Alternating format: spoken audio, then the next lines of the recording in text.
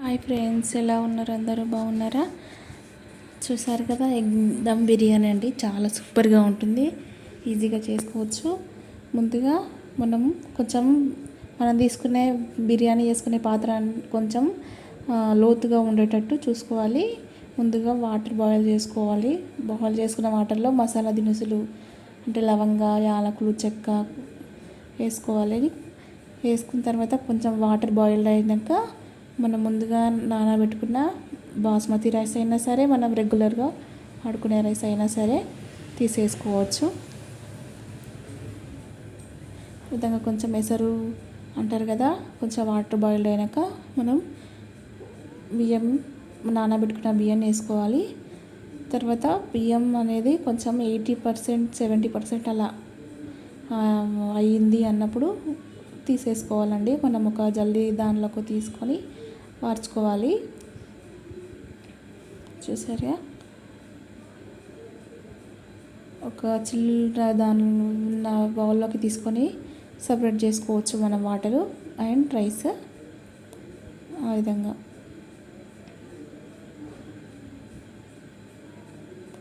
So next కడాయి అదే same మనం దాంట్లో ఏ పాత్రలో అయితే బిర్యానీ చేయాలనుకున్నామో అది తీసుకోవాలి.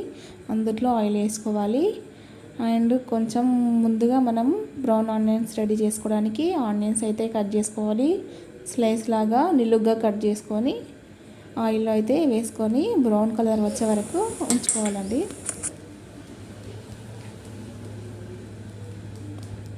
మనం బ్రౌన్ ఆనియన్స్ వేయడం వల్ల గ్రేవీ అనేది చాలా చిక్కగా కొంచెం చాలా యమ్మీగా ఉంటుంది. గ్రేవీ కూడా చాలా బాగా వస్తుంది బ్రౌన్ ఆనియన్స్ వల్ల.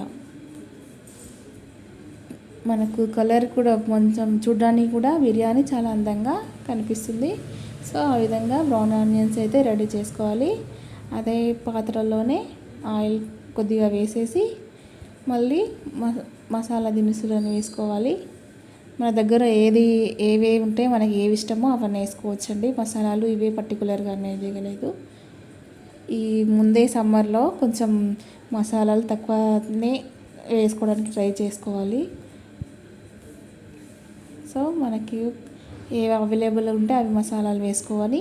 కొద్దిగా జీడిపప్పు కూడా యాడ్ చేసుకోవాలండి, బాగుంటుంది.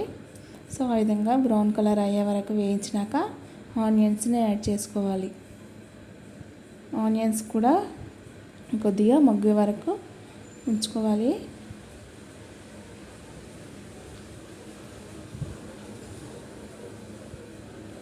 చాలా సూపర్గా ఉంటుందండి బిర్యానీ అండ్ చాలా సింపుల్ ప్రాసెస్. చికెన్ అవైలబుల్ లేదు అనుకుంటే ఎగ్స్ కూడా మనం ఈ విధంగా చాలా సింపుల్గా బిర్యానీ చేసుకోవచ్చు.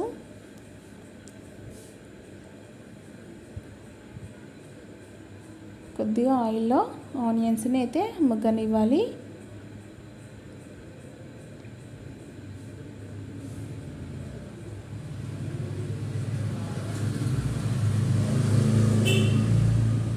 నెక్స్ట్ ఫ్రెష్గా అల్లం వెల్లిపాయ పేస్ట్ కూడా వేసేసుకోవాలి.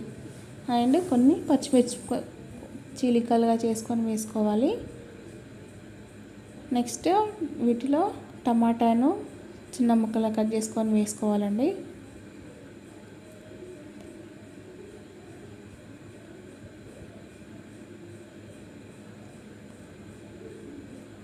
మొత్తం ఆనియన్స్, టొమాటో, పచ్చిమిర్చి అన్నీ మిక్స్ చేసుకోవాలి మంచిగా.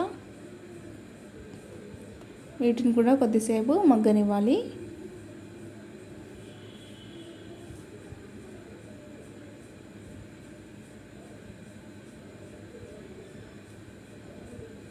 చూసారుగా, ఆ విధంగా కొంచెం సేపు మగ్గనిచ్చిన తర్వాత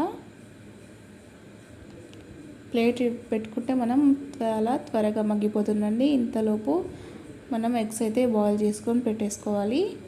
బాయిల్ చేసుకున్నాక పక్కన స్టవ్ పైన కడాయిలో ఆయిల్, అందులో కొద్దిగా ఉప్పు, కారం, పసుపు వేసుకోవాలి. వేసుకొని అందులో ఎగ్స్ను మనం ఎన్ని కావాలనుకుంటున్నామో ఆ విధంగా ఎగ్స్ను అయితే స్లైస్ కొంచెం ఘాట్లు పెట్టుకొని ఆ ఆయిల్లో ఫ్రై చేసుకోవాలి. నెక్స్ట్ ఇక్కడ నేను కొంచెం పచ్చిమిర్చి, పుదీనా, కొత్తిమీర, వెల్లుల్లి గ్రైండ్ చేసుకున్నానండి. కొంచెం ఫ్లేవర్ బాగుంటుంది అని యాడ్ చేస్తున్నాను ఇందులో.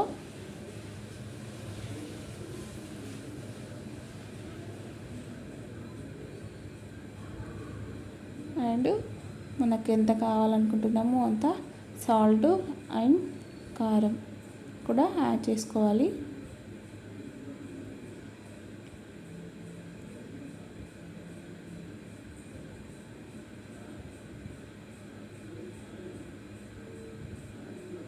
కొద్దిగా ఆయిల్ పైకి తేలే వరకు ఉంచుకోవాలండి.